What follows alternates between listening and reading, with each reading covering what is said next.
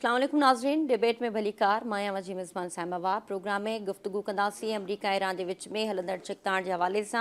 हिन वक्त नाज़रीन अमरीका के अंदर भी इन जंग जा जेके आहिनि उहे उन हवाले से तमाम छिकताण नज़र अचे पई ऐं डेमोक्रेटिक ऐं जेके रिपब्लिकन्स आहिनि उन्हनि जे विच में शदीद तनाव नज़र अचे पियो पॉलिसीज़ के हवाले से ऐं जंग के कंहिं सही डायरेक्शन में अॻिते वधाइण जे हवाले सां बि काफ़ी ख़दशा हिन वक्त नज़र अचनि पिया। अमरीका के अंदर डेमोक्रेट्स पारां ईरान जंग के रोकण के लाइ नई करारदाद आणण जो भी ऐलान किया वियो आहे ऐं हिन वक्त जेके डेमोक्रेटिक सेनेटर्स आहिनि उन्हनि जो चवणु आहे त जेका जंग आहे उन जो बार सिधो संहुं अमरीकी अवाम ते पइजी रहियो आहे। हीअ जंग तारीख़ जी सभ खां महांगी जंग पिणु करार ॾिनी वई आहे। इन खां अलावा पीट हेग्ज़िट बि अॼु कांग्रेस जे कमेटी जे अॻियां पेश थियो ऐं सवालनि जा जवाब ॾींदे हिकु भेरो ॿीहर हुन ज़ोर भरियो आहे त जेको $1.5 ट्रिलियन जो जेको बजट आहे दिफ़ाई उहो यकीनी तौर ते अप्रूव करणो पवंदो छो त अमरीका खे हिकु भेरो ॿीहर जेका उनजी दिफ़ाई सलाहियत आहे उनखे हिकु भेरो ॿीहर मज़बूत करण जे लाइ इहा जेका बजट आहे उहा तमामु घणी ज़रूरी आहे ऐं हुन अमरीकी सदर पारां जेका पेश कयल इहा बजट आहे उनजो हिकु भेरो ॿीहर दिफ़ा कयो आहे ऐं उनजे काउंटर में जेके डेमोक्रेटिक सेनेटर्स आहिनि उन्हनि तमामु जेके आहिनि उहे सवाल कया ऐं पीट हेग्ज़िट खां जेको आहे इन सॼी सूरत हाल जे हवाले सां उन्हनि जेके सवाल कया उन ते बि काफ़ी छिकताण नज़र आई। हिन वक़्त ताईं जेका अमरीका ऐं ईरान जे विच में जंग आहे उन जा ख़िते ते तमामु छिरकाईंदड़ असर नज़र अचनि पिया ऐं दुनिया इन सॼे मामले खे हिकु अजीब तरीक़े सां ॾिसे पई छो त हिन जंग खे हिन वक़्त ताईं कंहिं मंतकी डायरेक्शन तरफ़ अमरीका साबित न करे सघी आहे। तोड़ जो ईरान हिन वक़्त बि पंहिंजी जेका उनजी स्ट्रेटजी आहे जेका स्ट्रेंथ आहे उन तहत हू हिन वक़्त बि अमरीकी जेका जंग उन ते मुसलत कई वई उनखे काउंटर करण जी कोशिशि कई पई वञे। ॻाल्हियूं हिन वक़्त ताईं डेडलॉक जो शिकार आहिनि। ॿियो फेज़ हिन वक़्त ताईं स्टार्ट न थी सघियो आहे। तजवीज़ुनि ते रद्द अमल साम्हूं अची चुको आहे। अमरीकी सदर उनखे रद्द कयो आहे पर बैकडोर डिप्लोमेसी हिन वक़्त बि हलंदड़ आहे। ओवरऑल सिचुएशन ते डिस्कस कंदासीं। प्रोग्राम जे ॿिए हिसे में गुफ्तगू कंदासीं। नाज़रीन अॼु सिंध असेंबली जो इजलास थियो आहे जंहिंमें मुख़्तलिफ़ ठाराह मंज़ूर कया विया आहिनि जंहिंमें हिकिड़ो तमामु अहम मामिलो अॼु डिस्कस थियो आहे उहो आहे दानिश यूनिवर्सिटी जे हवाले सां जेको 190 मिलियन पाउंड जेके पैसा कोर्ट जे थ्रू सिंध खे मिलिया उहे सिंध ते ख़र्च न पिया थियनि ऐं छो न पिया थियनि ऐं दानिश यूनिवर्सिटी छो सिंध में न पर इस्लामाबाद में ठाही वञे पई इन सॼे मामले ते बि गुफ़्तगू कंदासीं। प्रोग्राम जे आख़िरी हिसे में हिकु अहम टॉपिक तव्हां अॼु ॾिठो मंशियात जे केस में गिरफ़्तार अनमोल उर्फ पिंकी खे अदालत जेको आहे उहो जेल हवाले कयो आहे ऐं मंशियात में ॿुधायो पियो वञे तूं 15 सालनि खां कराची समेत मुल्क जे मुख़्तलिफ़ शहरनि में मंशियात सप्लाई कंदी हुई ऐं गैर क़ानूनी हथियार पिणु उन वटां मिलिया आहिनि ऐं उनजी हिकिड़ी ऑडियो बि लीक थी आहे जंहिंमें हुन वॾा इंकशाफ बि कया आहिनि। इन समूरे मंज़रनामे ते गुफ़्तगू लाइ मूंसां गॾु मौजूदु आहिनि सीनियर साफ़ी ज़ेनेगार फारूक मुरई साहब ऐं इरफान महबूब असां सां गॾु हूंदा ऐं थोरी देरि में सीनियर सहाफ़ी शकील आइश बि असांखे जॉइन कंदा। गुफ़्तगू जी शुरूआति मुरई साहब तव्हां खां। अमरीका ईरान जी जंग ख़िते ते उनजा असर असां डिस्कस कंदा रहूं पिया। हिन वक़्तु अगरि पाण अमरीका जे अंदरि सियासी छिकताण जे बारे में ॻाल्हायूं त उहा बि शिदत नज़र अचे पई ऐं डेमोक्रेटिक जेके सेनेटर्स आहिनि उहे बार बार पुछनि था जेको दिफ़ा वारो वज़ीर आहे पीट हेग्ज़िट खां पर को ख़ातिर ख़्वाह जवाबु हिन वक़्त ताईं हुकूमत न ॾेई सघी आहे ऐं छिकताण जे हवाले सां हिकिड़ी करारदाद बि साम्हूं अचे पई ऐं हिकु ॿियो बि ऐलान साम्हूं अचे पियो। सेनेटर्स इहो बि चयो आहे त ईंदड़ हफ़्ते हू जेके वार पावर्स रेज़ोल्यूशन आहे उनखे हिकु 7हों भेरो ऐवान में पेश कंदा त जीअं हू इन अमरीकी जंग खे ख़तमु करे सघनि ऐं जेका फ़ौज अमरीकी फ़ौज इस्तेमालु थी रही आहे हिन सॼे जंग में उनखे हिकु भेरो ॿीहर वापसि घुराए सघनि। त वार पावर्स ते असां ॾिसूं पिया त ॿिन्हिनि धुनियुनि में छिकताण हिन वक़्तु बि आहे ऐं मामिलो अमरीका जे अंदरि बि हिन वक़्त ताईं क्लियर न थी सघियो आहे। जी महिरबानी। असल में ॻाल्हि इहा आहे त जेको आहे सो सदर ट्रम्प जे पारां जेके ईरान जेके तजवीज़ूं मोकिलियूं उहे रद्द करे छॾियूं उन नाक़ाबिले अमल उन्हनि खे करार ॾिनो जॾहिं त जेको आहे अमेरिका जे तरफ़ां पेश कयल तजवीज़ूं बि जेको आहे ईरान रद्द करे चुको आहे। हींअर ॿिन्ही जेको आहे मुल्कनि जे दरमियान हिकिड़ी कशीदगीअ जो दोबारा हिकिड़ो शुरू थी वियो आहे। सदर ट्रम्प जूं धमकियूं जारी आहिनि होॾां आबनाए हुरमत में जेको आहे सो ईरान जेको आहे सो पंहिंजे जेको आहे इलाइक़े में कंट्रोल करे वेठो आहे जॾहिं त ॿाहिरि हिन खां आबनाए हुरमत खां ॿाहिरि जेको आहे नाकाबंदी जेको अमरीका कयो वेठो आहे। ॿिए पासे जेको आहे सो अमरीका में बि सियासी कशीदगी जेका उहा वधंदी थी वञे। ज़ाहिर आहे उते मुआशी हालात ख़राब थियनि पिया जेको आहे इन में टैक्स ॾियण वारनि खे बि जेको आहे प्रेशर जो उन्हनि ते बर्डन वधी वियो आहे ऐं उन खां अलावा शयूं महांगियूं थी वियूं आहिनि, पेट्रोल महांगो थी वियो आहे।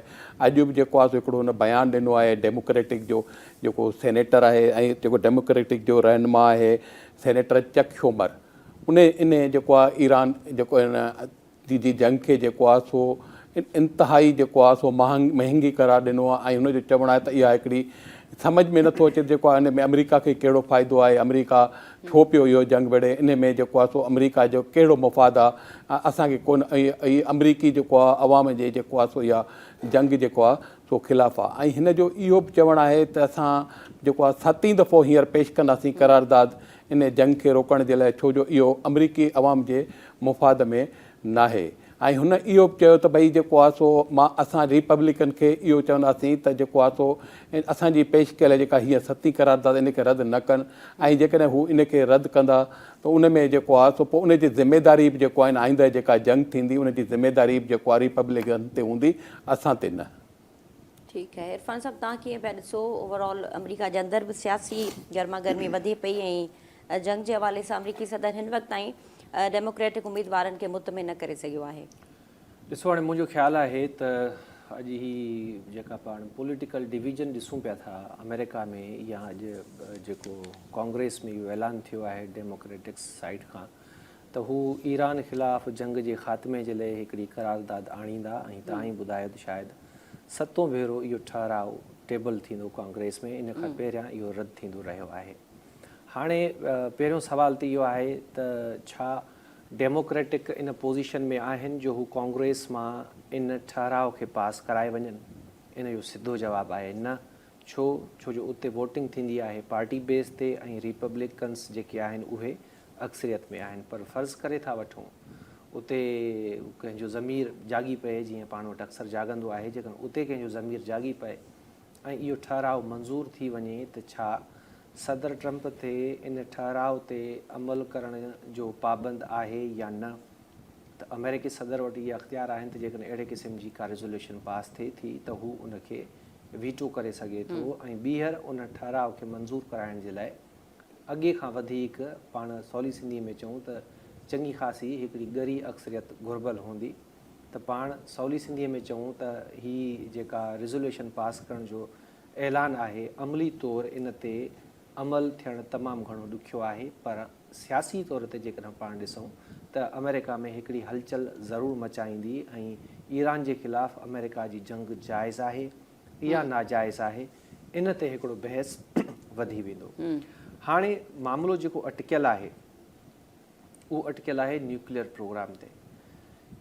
अमेरिका चवे थो त ईरान खे न्यूक्लियर प्रोग्राम नाहे अॻिते वधाइणो, एटम बम रखण जी परमिशन न ॾींदासीं, जेको एनरिच थियल यूरेनियम आहे उहो असांखे वापसि ॾिनो वञे। पहिरियां त पाण मुख़्तलिफ़ स्टेटमेंट्स ॿुधंदा हुआसीं इन मामले ते ईरान जी, पर अॼु जेका वाज़े तौरु हिकमत अमली चऊं या वाज़े हिकिड़ो फ़ैसिलो ईरान जो साम्हूं आयो आहे, हूअं त कुझु ॾींहं पहिरियां सुप्रीम लीडर जी स्टेटमेंट बि आॾो आहे, पर अॼु जेका ताज़ा तरीन शइ आहे त भई ईरान वाज़े कयो आहे त असीं पंहिंजे न्यूक्लियर प्रोग्राम ते, एटमी प्रोग्राम ते कंहिं बि क़िस्म जो को बि कंप्रोमाइज़ न कंदासीं।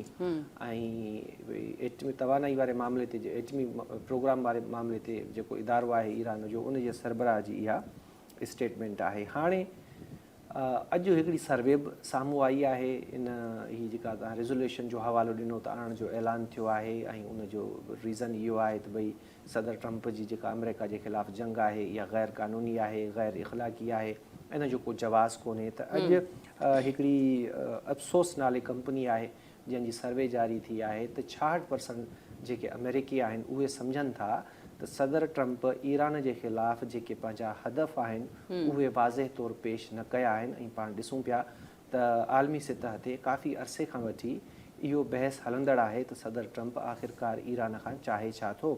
कॾहिं हू रिजीम चेंज जी ॻाल्हि करे थो, कॾहिं हू मिज़ाइल टेक्नोलॉजी जी ॻाल्हि करे थो।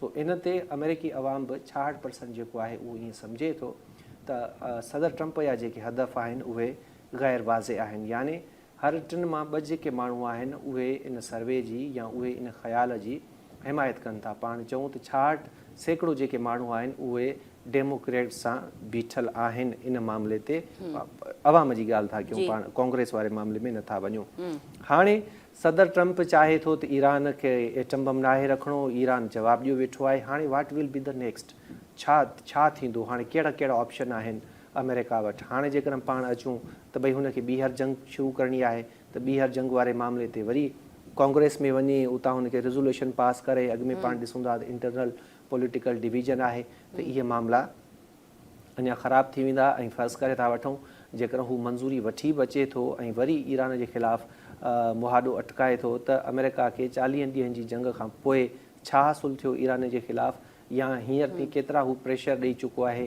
केतिरियूं शहादतूं थियूं आहिनि ईरान जूं केतिरो नुक़सानु थियो आहे केतिरो इंफ्रास्ट्रक्चर उनजो तबाह थियो आहे पर उन बावजूदि ईरान ॼमी बीठो आहे ऐं ट्रम्प जा जेके मुतालबा आहिनि या डू मोर वारी जेका ॻाल्हि आहे उनखे रद्द करे थो हाणे जेकर इन्हनि मामलनि खे रद्द करे थो ऐं पोइ बि अमेरिका जेकर जंग करे थो त पोइ छा थींदो अॼु ख़बर आई आहे त भई रूस ईरान खे जदीद जेका ड्रोन आहिनि उहे ॾियण जी आछ कई आहे ऐं उहे हेक बि न थी सघंदा ईअं ई पाण ॾिसूं था त बैकडोर चाइना जी बि जेका हिमायत आहे उहा ईरान खे हासिलु आहे ऐं फ़िलहालु त गल्फ कंट्रीज़ थोरा रिज़र्व आहिनि पर जेकॾहिं अॻिते हली इहा जंग थिए थी ज़ाहिरी ॻाल्हि आहे त इन्हनि जे ई सरज़मीन तां इहे शयूं इस्तेमालु थींदियूं ऐं उनखां पोइ त माना हिकिड़ो ख़दशो मौजूदु आहे त हीउ मामिलो जेको आहे 3हीं आलमी जंग तरफ़ वधंदो ऐं एॾो वॾो नुक़सानु छा अमेरिका इन पोज़ीशन में आहे जो इन समूरी सूरत हाल खे अफोर्ड करे सघे यकीनन इन जो जवाबु आहे न में हाणे जेकर इन पासे बि न आहे वञिणो त पोइ अमेरिका छा करे पोइ अमेरिका मुमकिन आहे त जेका डिप्लोमेसी आहे उनखे जारी रखे अॼु न सुभाणे न परीहं ऐं उन में को न को नतीजो निकिरी अचे पर उनखे कामयाबु बणाइण जे लाइ जीअं पाण ॾिसूं था काफ़ी हफ़्तनि खां वठी सदर ट्रम्प जी हिकिड़ी हिकमत अमली आहे त जेका ईरानी बंदरगाह जी नाकाबंदी आहे उहो कोई वेठो आहे मुख़्तलिफ़ जेके कंपनियूं आहिनि उन्हनि ते पाबंदियूं हयूं अथई अॼु उन्हनि कंपनियुनि ते बि पाबंदी जो ऐलान कयो अथई जेके चीन खे ईरान जो तेल सप्लाई करनि थियूं यानी हाणे हू इन चकर में आहे त फाइनेंशियली 100% ईरान खे सोढ़ो कजे उन ते हिकिड़ो प्रेशर डेवलप कजे ऐं उन जे नतीजे में हुन जा जेके हदफ़ आहिनि हुन जा जेके मक़सद आहिनि उहे हासिलु करे हाणे ॾिसूं त सदर ट्रम्प जी हीअ वारी जेका हिकमत अमली आहे उहा केतिरा नतीजा ॾिए थी ऐं केतिरे हद ताईं सस्टेन करे थी ठीकु आहे शकील नाइक साहब असांखे जॉइन कयो आहे शकील साहब वरी महिरबानी तव्हां वक़्तु ॾिनो गुफ़्तगू हलंदड़ आहे ईरान ऐं अमेरिका जे विच में चिकताण बरक़रार आहे ॻाल्हियुनि जो ॿियो दौर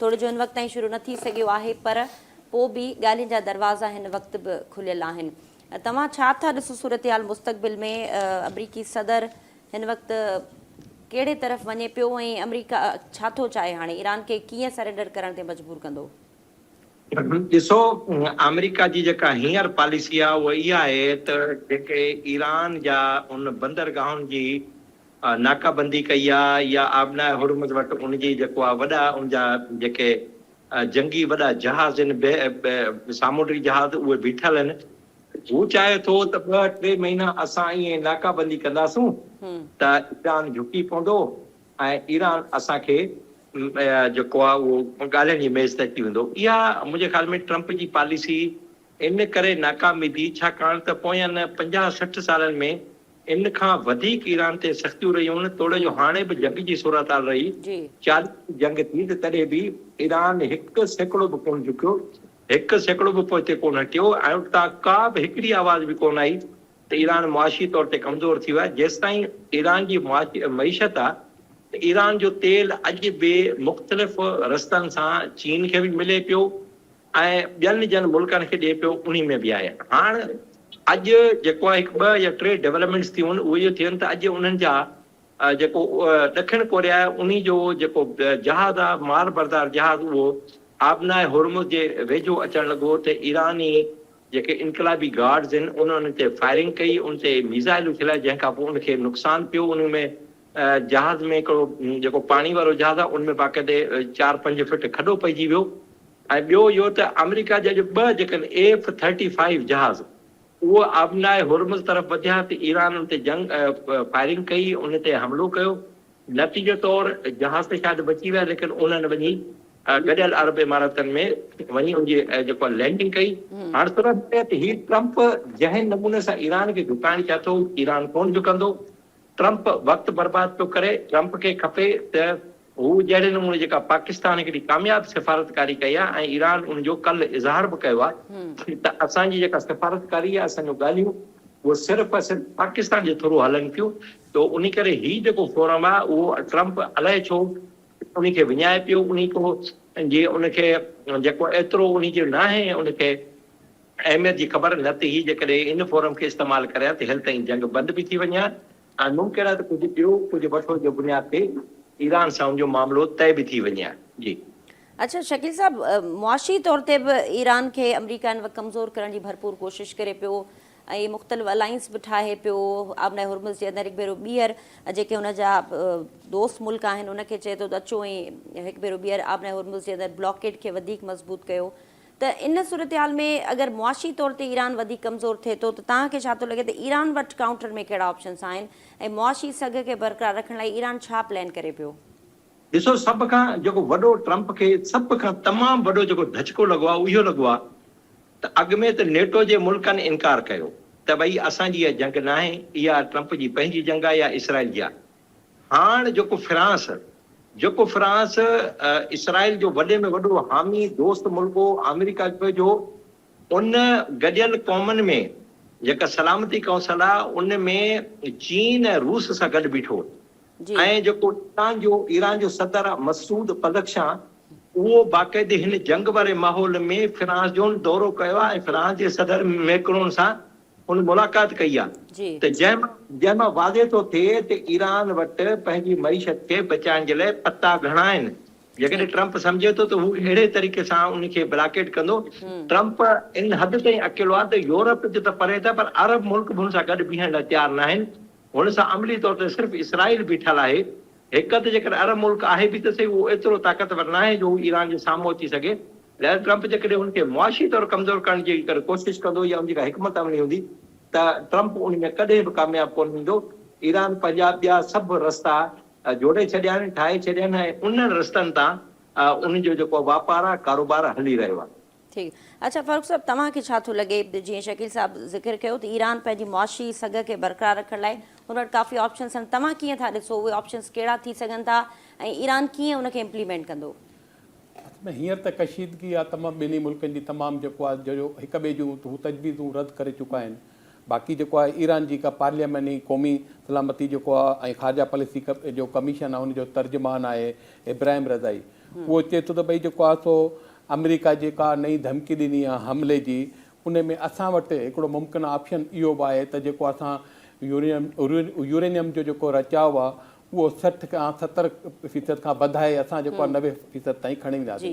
हाणे 90% जेका रचाव जेको आहे यूरेनियम जो, उनजो मक़सदु इहो थियो त भई जेको आहे ईरान जेको आहे सो एटम बम ठाहिण जे वेझो आहे ऐं इन में जेको आहे हुननि इहो बि चयो त असां इन ते बि गौर कयूं पिया, जेकॾहिं अमेरिका हमिलो कयो त असां शायदि जेको आहे सो इन में जेको आहे रचाव में यूरेनियम जे में इन में तेज़ी आणे सघूं। ॿिए पासे जेको आहे ईरानी पार्लियामेंट जो स्पीकर आहे पंहिंजो बाकर कालीबाफ, उहो चए थो त भई जेको आहे सो अमेरिका वटि ईरानी तजवीज़ूं क़बूल करण खां अलावा हुन वटि को बि चारो कोन्हे को। जेकॾहिं ईरान अमेरिका सां क़बूल न कंदो त पोइ अमेरिका माण्हुनि खे, अमेरिकी अवाम खे, अमेरिका जेको में जेके टैक्स दंदगान आहिनि उन्हनि खे जेको आहे सो शदीद परेशानी थींदी ऐं अमेरिका खे असांजी तजवीज़ूं क़बूल करणियूं पवंदियूं। इरफान साहब, तव्हांखे छा थो लॻे? ॾिसो, मूं त अॻु में ई अर्ज़ु कयो त सदर ट्रंप इन पंहिंजी पॉलिसी ते रवां दवा आहे ऐं इहा पॉलिसी हुन शुरू करे छॾी आहे। हीअ जेका नाकाबंदी ही इहा इन जी हिकिड़ी कड़ी आहे। जेतोणीकि उन खां बाद में ऐलान थियो इन जो ऑपरेशन फ्रीडम जो, उहो मुअतिल कयो वियो ऐं ईरान जो वॾो ज़िद हो या मुतालबो हो इन मामले ते त भई हीअ जेका तव्हां नाकाबंदी ख़तमु कई आहे असांजी बंदरगाहनि जी, उन्हनि खे फौरी तौर ते ख़तमु कयो वञे। पर सदर ट्रंप इनकार कयो ऐं सदर ट्रंप पंहिंजी इन हिकमत अमली खे कामयाबु हिकमत अमली सम्झे थो ऐं हुनजे ख़्याल में त इहा जेका नाकाबंदी आहे इहा तमामु घणी असराइती आहे या तमामु घणा नतीजा ॾींदी, बजाए इन जे जो ईरान जे ख़िलाफ़ु असीं वरी जारियत कयूं या उन्हनि ते के मिज़ाइल उछलायूं या बम वसायूं। सो ईरान खे काउंटर कंदो? ईरान खे काउंटर करण जो हिकिड़ो तरीक़ो जेको हले पिए थो त आबनाए हुरमस खे हुन मुकमिल तौर ते बंदि करे छॾियो आहे। ईरान जी जेका पोज़ीशन आहे त हम तो डूबे हैं सनम तुझे बि ले डूबेंगे, जेकॾहिं तव्हां असांजी नाकाबंदी कंदो त असीं सॼे खिते जी नाकाबंदी करे छॾींदासीं। त आबनाए हुरमस खे हू बंदि कयो वेठा आहिनि, जंहिंजा नतीजा तव्हां असां सभु गॾिजी भोॻियूं पिया था। ऐं अॻिते हली मुमकिन आहे त हू जेको बाबुल मंदब आहे उनखे बि बंदि करे छॾनि ऐं मामला जेके आहिनि उहे बहितर संगीन सूरत हाल तरफ़ हलिया वञनि। सो इहे बि ऑप्शन ईरान वटि मौजूदु आहिनि, पर मुमकिन आहे त अॻिते हली इहे जेके मामलात आहिनि ऐलाननि जी हद ताईं रहनि। हाणे बि पाण ॾिसूं था भले नाकाबंदी आहे पर ईरान जी जेका तेल विकिरो करण वारो मामिलो आहे उहो बदस्तूर जारी आहे। ऐं इन ॻाल्हि जो एतिराफ़ु कंदे ई शायदि सदर ट्रंप हाणे उन्हनि कंपनियुनि ते पाबंदी लॻाई आहे जेके ईरान जो तेल चीन खे सप्लाई करनि था। ठीक है नाज़रीन, प्रोग्राम में गुफ्तगू जो सिलसिलो जारी रखंदासीं, पर हिते मुख़्तसिर ब्रेक जो वक़्तु थियो आहे, असां सां गॾु रहिजो।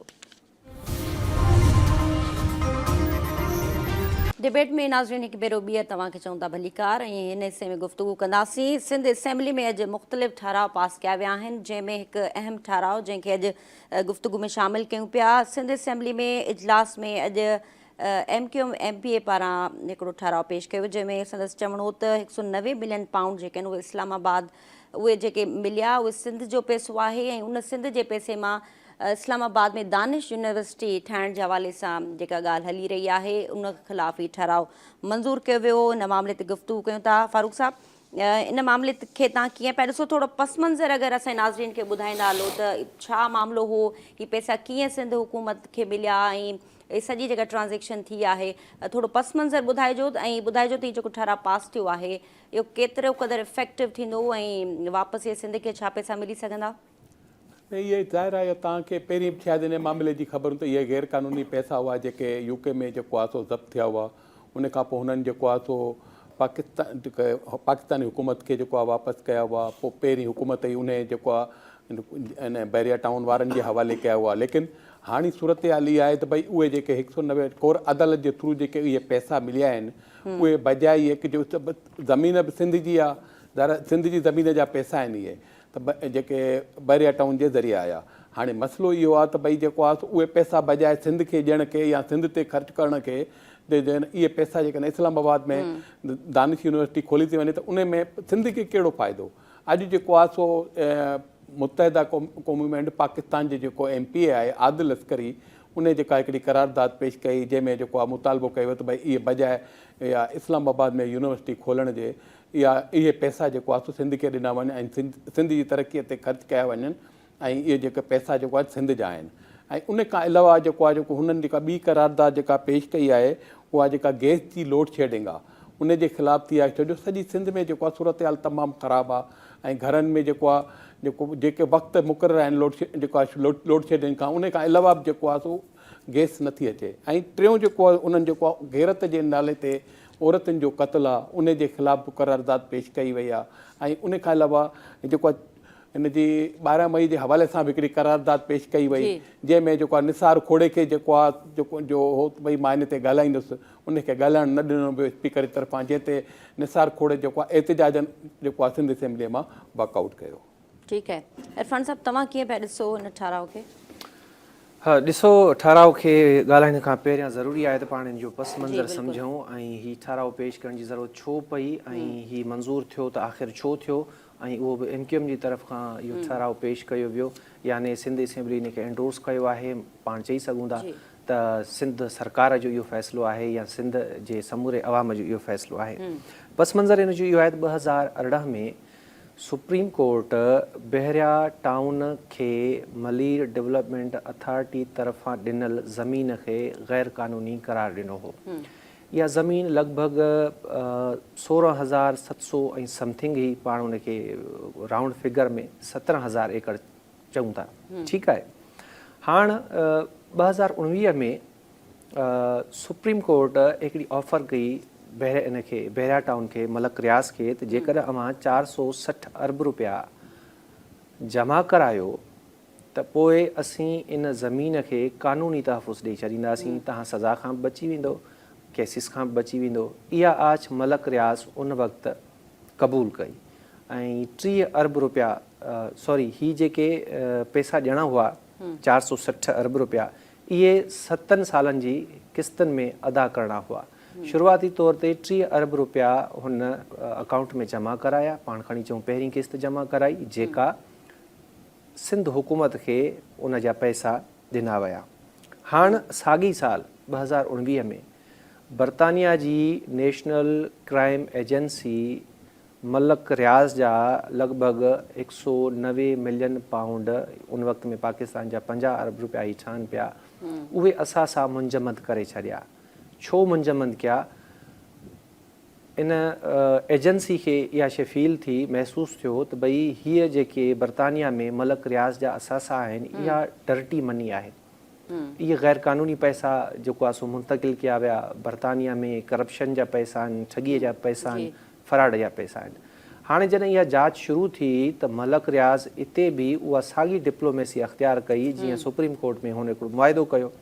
हाणे पोइ हिकिड़ो सिविल ठा थियो, सिविल एग्रीमेंट थियो, आउट ऑफ कोर्ट सेटलमेंट थी हिकिड़ी, त भई ठीकु आहे 190 मिलियन पाउंड आऊं तव्हांखे ॾियां थो, मामले खे तव्हीं रफ़ा दफ़ा कयो।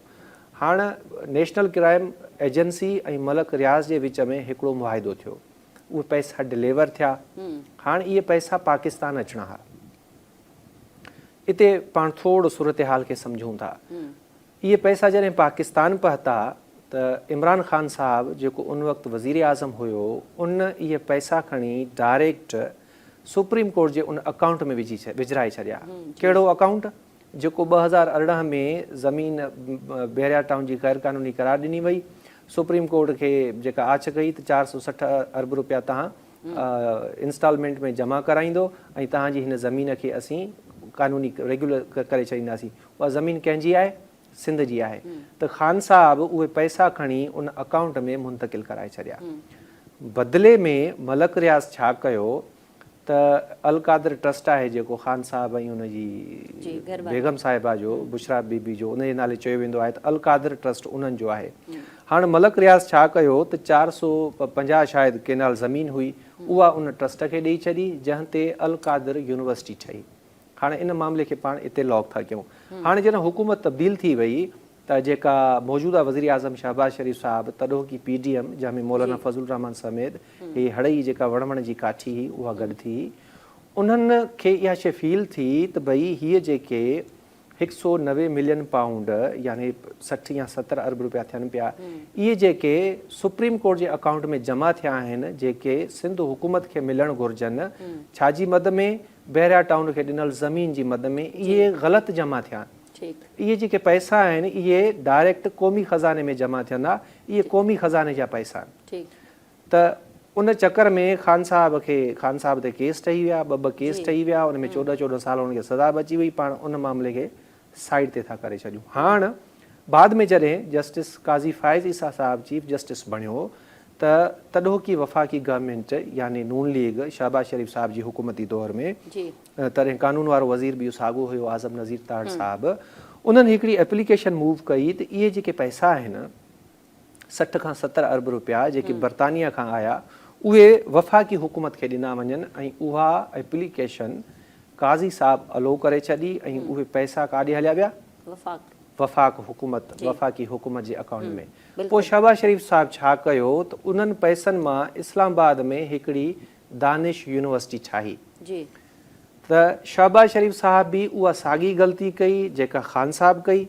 सूरत उन ग़लती जी चेंज आहे, उन मामले में पाण कोन था वञूं। हुन पैसा बि जेको आहे सो जिते ॾियणु खपनि हा उते ॾिना ऐं न ॾिना, ऐं शहबाज शरीफ़ साहब बि जिते पैसा वञणु खपनि हा उते न ॾिना। ख़ैर इन मामले खे पाण छॾियूं था। हाणे अॼोकी करारदाद में चयो वियो आहे, बल्कि अञा मां हिन खे सवलो कयां त अॼोकी करारदाद हिमायत कई आहे इमरान ख़ान जे उन अमल जी जंहिं ते उनखे 14 साल सज़ा मिली आहे, जंहिं ते उनखे चोर चयो वियो, जंहिं ते हू सालनि ताईं जेल में रहियो।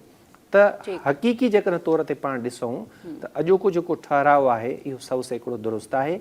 इन में जेको मुतालबो आहे त इहे पैसा सिंध सरकार जे हवाले कया वञनि, सिंध जे हवाले कया वञनि, इहो बिल्कुलु दुरुस्त आहे।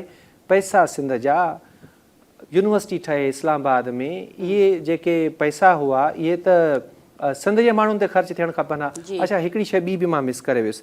हाणे सुप्रीम कोर्ट जेके पैसा मुंतक़िल कराया वफ़ाक़ी सरकार जे अकाउंट में, उन्हनि मां 30 अरब रुपया जेके आहिनि उहे सिंध हुकूमत खे ॾियण जो हुकुम कयो। 35 अरब रुपया वफ़ाक़ खे पाण वटि रखणा हुआ। पैसा सॼा सिंध हुकूमत जा आहिनि, सॼा पैसा सिंध जा आहिनि, पर पोइ बि सुप्रीम कोर्ट हुकुम ॾेई छॾियो त 30 अरब रुपया सिंध हुकूमत खे ॾियो, 35 अरब रुपया तव्हां पाण वटि रखियो। बजाए जो इहे सभु पैसा असांखे मिलनि या सुप्रीम कोर्ट जे हुकुम तहत 30 अरब रुपया असांखे मिलनि, हींअर ताईं सिंध खे रुपयो बि कोन मिलियो आहे, हिकु टको कोन मिलियो आहे। पैसा सॼा वफ़ाक़ी हुकूमत खणी वई, पंहिंजी यूनिवर्सिटी ठाराई आहे ऐं अॼु पाण ॾिसूं था त इहो ठहराउ मंज़ूर थियो आहे, पर इहो फ़िलहालु ठहराउ ई आहे, मुतालबो आहे, इन ते अमल कोन थींदो, छो जो जन ठहराउ आंदो आहे, जन इन ठहराउ जी हिमायत कई आहे, उहे पाण शहबाज़ शरीफ़ साहब जे इन अमल में शामिल हुआ, उन जा हिमायती हुआ। शकील साहब, तव्हां कीअं पिया ॾिसो, वफ़ाक़ जी नियत कोन थी लॻे सिंध खे पैसा ॾियण जी, ऐं जीअं त सिंध जो हक़ आहे ऐं पस मंज़र तव्हां ॿुधो, महिमाननि तफ़सीली ॿुधायो उन ते, तव्हांखे छा थो लॻे इहो फ़ैसिलो पार्टी लेवल ते बि हल थी पिए सघियो ऐं पीपल्स पार्टी खे डिमांड करे हा नून लिखा थी, छा पैसा मिली पिए सघिया? बिल्कुलु, ही पैसा बिल्कुलु सिंध जा आहिनि, सिंध हुकूमत जा आहिनि। इन्ही में पहिरीं जेको मामिलो ख़राब कयो उहो साकिब निसार कयो, अॻूणो चीफ जस्टिस। उन खां पोइ इहे जॾहिं पैसा आया बरतानिया जी जेका नेशनल क्राइम एजेंसीअ मोकिलिया, त इमरान ख़ान वफ़ाक़ी काबीना में सिर्फ़ु हिकु लिफ़ाफ़ो ॾेखारे बंदि थियल ऐं चयो त मंज़ूरी कयो। उन ते ॿिनि टिनि वफ़ाक़ी वज़ीरनि उन वक़्त जे वज़ीरनि एहतजाज कयो। हाणे उन पैसनि जे एवज़ उन अलकादिर ट्रस्ट हेठि उन यूनिवर्सिटी ठाही, उहो बि गैर क़ानूनी अमल हो। जेकॾहिं काज़ी फैज़ सां इहे पैसा मुंतक़िल कया, उहो बि गैर क़ानूनी हो। हाणे सिंध हुकूमत जो जेको ही क़दम आहे उहो बहितर आहे, सूबे जे लाइ बहितर आहे। हुअणु ईअं खपे त पाकिस्तान पीपल्स पार्टी क़यादत बाज़ाब्ता तौर वज़ीर आज़म आॾो इहो मामिलो रखे ऐं इहे पैसा जेके सिंध जा आहिनि, निज सिंध जा आहिनि, उहे सिंध खे ॾियारिया वञनि त जीअं सिंध में इन पैसनि सां डेवलपमेंट थिए। ज़मीन असांजी, पैसो असांजो, मुआवज़ो असांजो, वफ़ाक़ी हुकूमत या सुप्रीम कोर्ट केरु थींदा आहिनि जेके उन पैसनि ते कब्ज़ो कनि। जी ठीकु आहे। अच्छा नाज़रीन, हाणे गुफ़्तगू कंदासीं अॼु हिकु इंतिहाई अहम मामिलो, मंशा जे केस में जवाबदार आहे अनमोल, जंहिंखे पिंकी जे नाले सां उहो मशहूरु आहे ऐं उहो गुज़िरियल 15 सालनि खां मंशा जो कारोबार करे पई।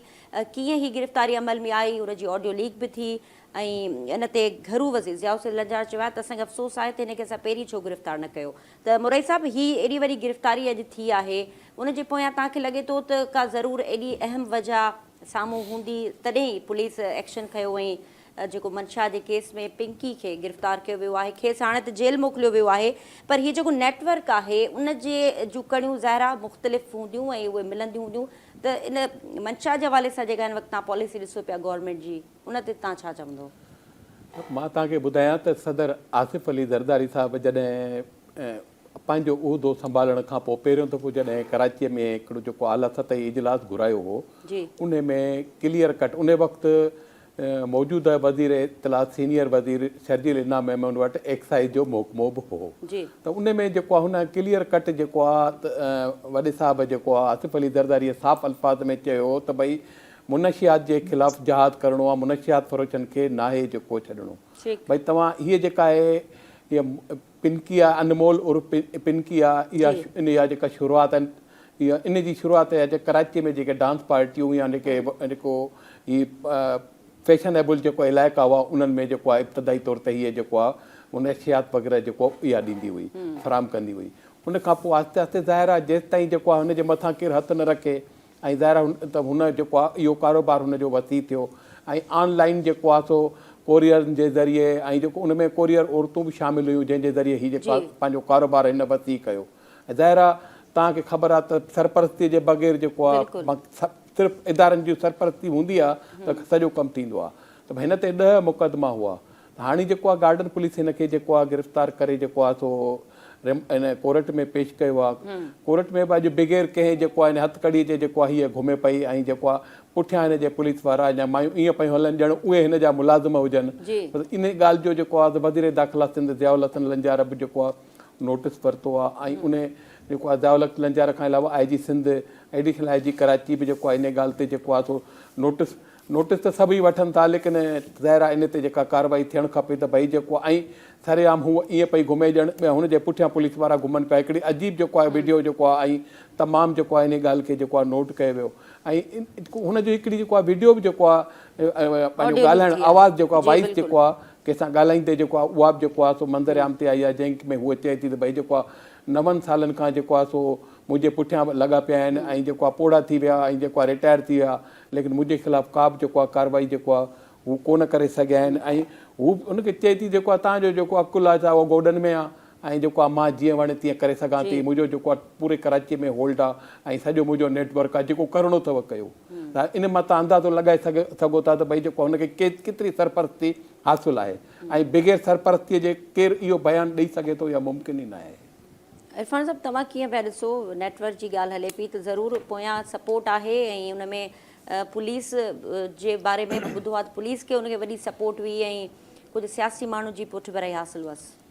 अल्लामा इकबाल साहब जो शेर आहे त यहाँ तहज़ीब बिकती है, यहाँ फरमान बिकते हैं, ज़रा तुम दाम तो बदलो, यहाँ ईमान बिकते हैं। कीअं मुमकिन आहे त हिकिड़ी औरत कराचीअ जहिड़े वॾे शहर में हेॾो वॾो मंशा जो नेटवर्क क़ाइमु करे ऐं हुनखे हाणे हिकिड़ो लक़ब ॾिनो पियो वञे त हू पाकिस्तान जी सभ खां वॾी कोकेन डीलर आहे ऐं उहा पुलिस जी नज़र खां ओझल हुजे त हीउ हेॾो वॾो जेको लक़ब आहे त पाकिस्तान जी सभ खां वॾी कोकेन डीलर जंहिं हेॾो वॾो नेटवर्क कराचीअ में विछायो, या मिनी पाकिस्तान आहे न कराची, त पाण खणी चऊं त सॼे पाकिस्तान में विछायो, त इनखे को महीना त कोन लॻा हूंदा न, इनखे कई साल लॻा हूंदा।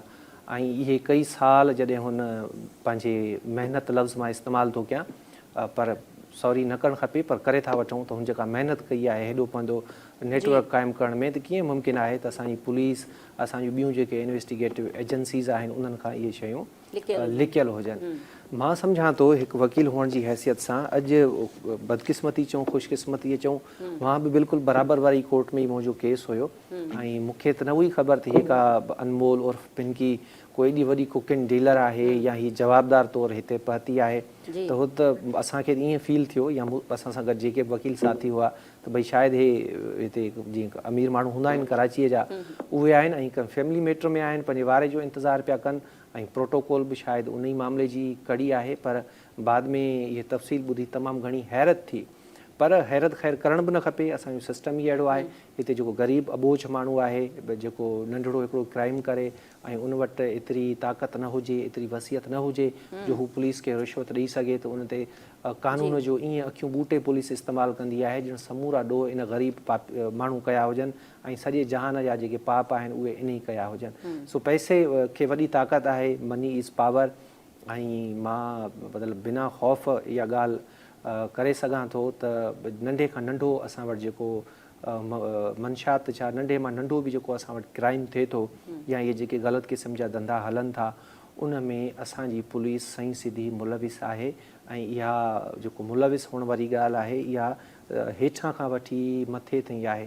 तव्हां उन सिस्टम में कीअं भला चङाई ऐं भलाई जी उमेदु रखी सघो था जिते सिपाही, SHO, हेड मोहरर, सब इंस्पेक्टर, वॾा नंढा मुंशी, DSP या SSP पैसा ॾेई पंहिंजी पोस्टिंग कराईंदा हुजनि, त कीअं मुमकिन आहे त उहे हिते अमुन कराईंदा? ऐं भला छा सिंध में अमुन जो रेशो रहियो आहे? जिते ॾोहारी ॾोह कनि था, तव्हां उत्तर सिंध में हलिया वञो, उते छा हिन वक़्तु सूरत हाल आहे? बजाए जो ॾोहारियुनि सां वेड़ कयूं, उते असां पंहिंजी नई पॉलिसी दरियाफ़्त कई आहे त भई ठीकु आहे, तव्हां अचो, तव्हांखे असीं इज़त ऐं एतिराम ॾियूं था।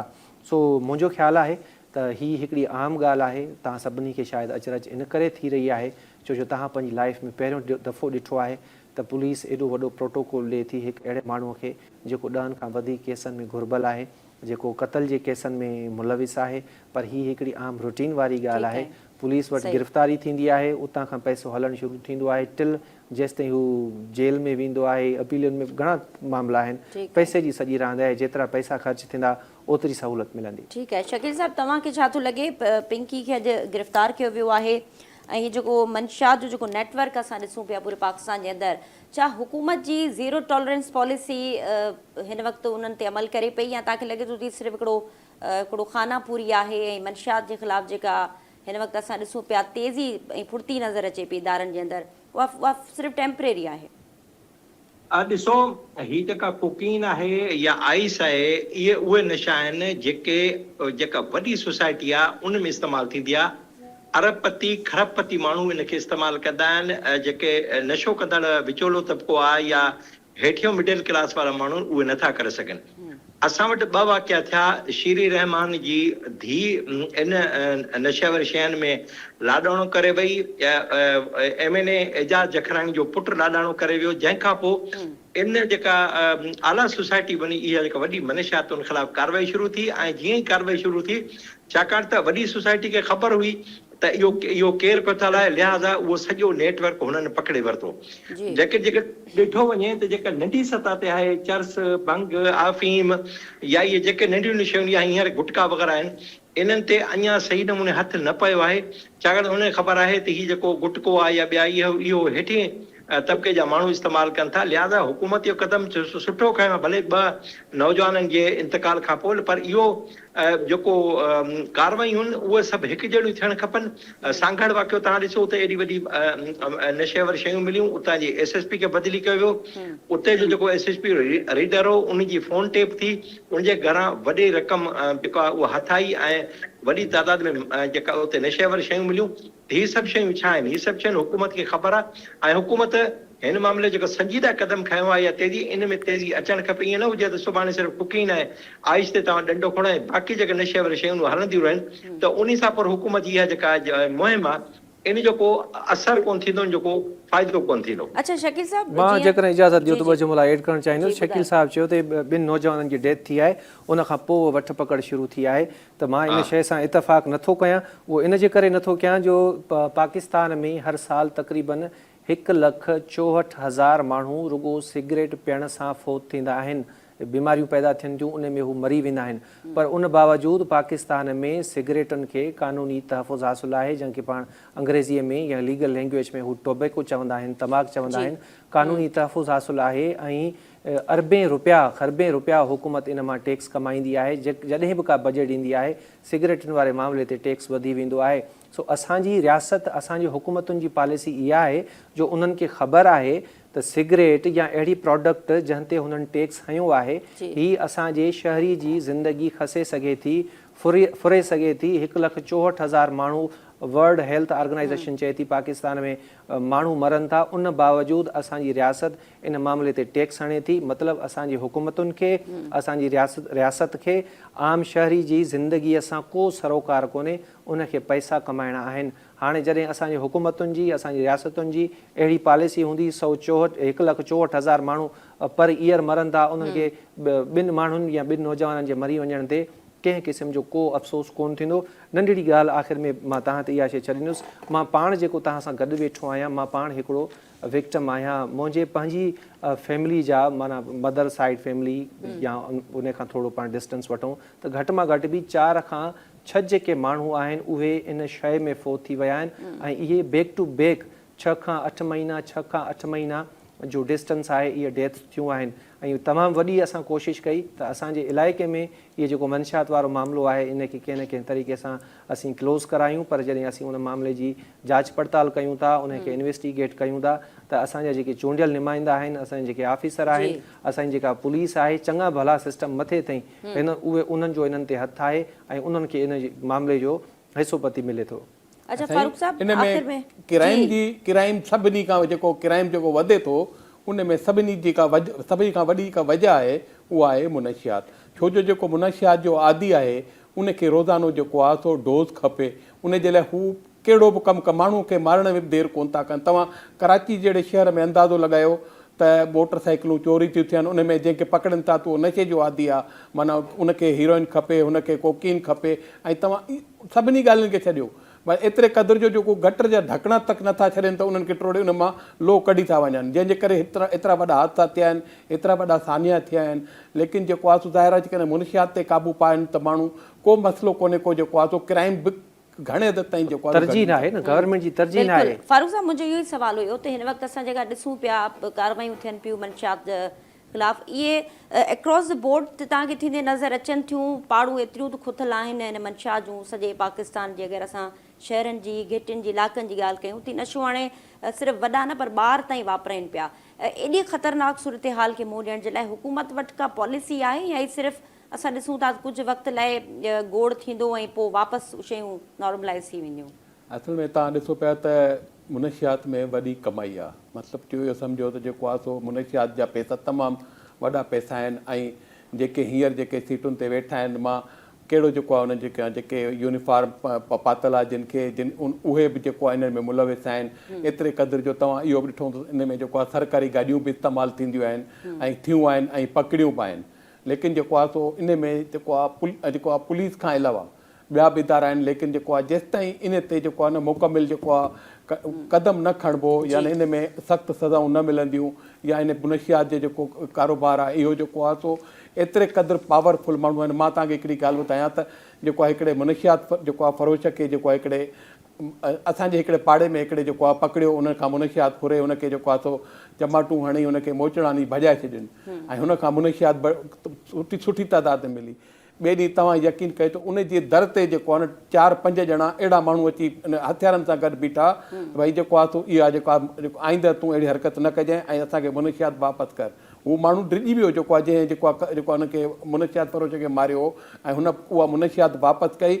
ऐं उन में मज़े जी ॻाल्हि इहा आई त जेको हुननि क्लियर कट चयो त भई असां जेकॾहिं तूं भली जंहिंखे दांह ॾी ॾे असांजी पुलिस असांखे कुझु कान कंदी, तोखे जेको आहे चई वञिणो हुजे त थाणे ते बि वञ त पुलिस तोखे पाण ॿधंदी।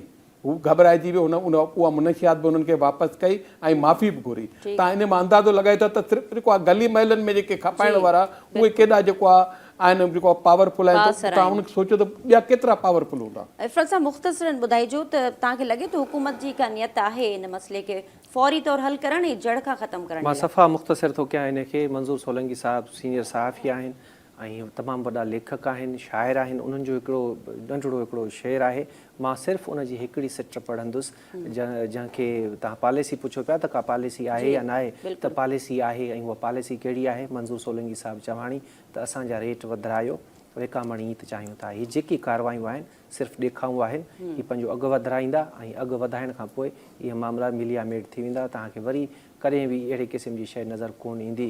ऐं हीअ हैरत थींदी आहे त हींअर हीअ जेकी ॻाल्हियूं हलनि पियूं, ऑडियो लीक थी आहे ऐं उनखां अलावा अचानक पाण ॾिसूं था त 2-2, 3-3 कलाक पिनकी खे कवरेज मिलणु शुरू थी वई आहे त इन में ज़रूरु कंहिं कंहिं क़िस्म जी गड़बड़ आहे। पिनकी अकेली एतिरो कुझु नथी करे सघे। पिनकी जो पूरो नेटवर्क हूंदो, उन नेटवर्क खे पकड़ण जी ज़रूरत आहे। ऐं हीअ त हिकिड़ी पिनकी आहे, अलाए केतिरियूं सिंध में अलाए केतिरियूं सॼे पाकिस्तान में अहिड़ियूं पिनकियूं आहिनि जिन मंशा जो हिकिड़ो नेटवर्क जेको आहे उहो पखेड़े रखियो आहे। ठीकु आहे। मुख़्तसरन शकील साहब खां व्यू पॉइंट वठी था वठूं। शकील साहब, तव्हांखे लॻे थो हुकूमत जी नियत आहे ऐं छा उन्हनि वटि पॉलिसी आहे? ज़मीनी हक़ीक़तूं त कुझु ॿियो बि ॿुधाए रहियूं आहिनि। ॾिसो इहो हर मुंहिंजे ख़्याल में जेको शऊर रखंदड़ माण्हू आहे उनखे ख़बर आहे त ही मनशात जैकाबाद खां कीअं अचे थी पई या मवाज ॻोठ खां कीअं थी अचे पई, जामछोरे में केतिरा अॾा आहिनि, हैदराबाद, इहे सभु ख़बर आहे। ज़रूरत इन ॻाल्हि जी आहे त हुकूमत जेकॾहिं ही क़दम खयो आहे त उनखे संजीदा क़दम खणणु खपे, संजीदा कारवाई करणु खपे त पोइ असांजा नसल बची सघंदा। न त हुकूमत जे जेके इहे जेके चूंडियल कारवायूं आहिनि, जेके आङुरियुनि ते ॻणण जेतिरियूं कारवायूं, इन सां मनशात ख़तमु न थी सघंदी। ठीकु आहे। फारूक साहब, इरफान साहब, शकील साहब, तव्हां टिनि महिमाननि जी वॾी महिरबानी। नाज़रीन, डिबेट में महिमाननि जी गुफ़्तगू तव्हां ॿुधी। फ़िलहालु एतिरो ई ॾींदा इजाज़त। अल्लाह हाफ़िज़।